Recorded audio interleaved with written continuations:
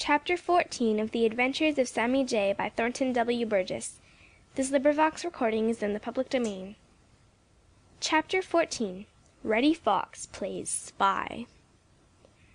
Reddy Fox didn't have to get up early to be hiding behind the fence back of Farmer Brown's corn crib when jolly, round, red Mr. Sun chased the little stars from the sky. He didn't have to get up early, for the very good reason that he hadn't been to bed.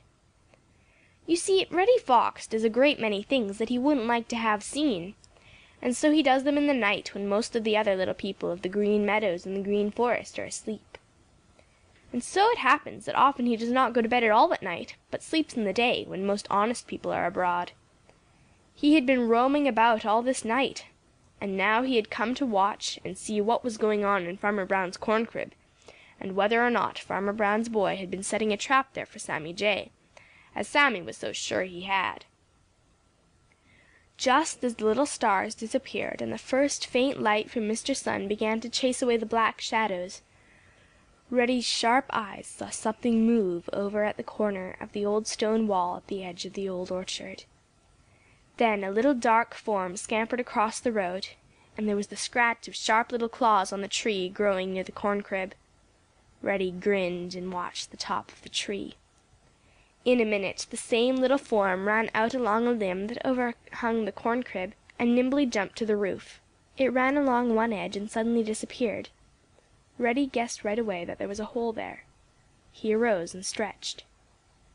"I thought as much," said Reddy to himself. "I thought as much." Then he lay down to watch again. After a while out popped the same lively little form. It was quite light now, light enough for Reddy to see the red coat of Chatterer the Red Squirrel. Chatterer's cheeks were stuffed so full of corn that his head looked twice as large as it really is. He ran along the roof to where the tips of the limb of the tree brushed the roof, climbed into the tree, looked sharply to make sure that no one was about, particularly Black Pussy, and then ran down the tree and scurried across the road to the safety of the old stone wall. "Ha!" said Reddy Fox. "I thought so. Unless I am much, very, very much mistaken, Chatterer can tell Sammy Jay what caught him by the bill yesterday morning and frightened him nearly to death. I've wondered why he no longer came to that new storehouse of his that he worked so hard to fill down at the edge of the cornfield, and now I know. My, but Chatterer is getting fat. I think he will make me a very good breakfast. I do indeed."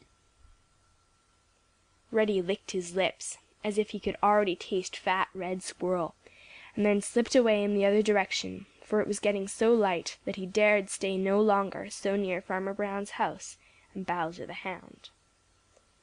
All the way to the Green Forest Reddy grinned, partly at the thought of the sharp trick he was sure Chatterer had played on Sammy Jay, and partly at the thought of the good breakfast he was sure he would have one of these fine mornings, for already he had thought of a plan to catch Chatterer.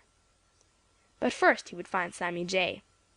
He wanted to see how foolish Sammy would look when he found out that it wasn't a trap of Farmer Brown's boys at all that had frightened him so. End of chapter 14.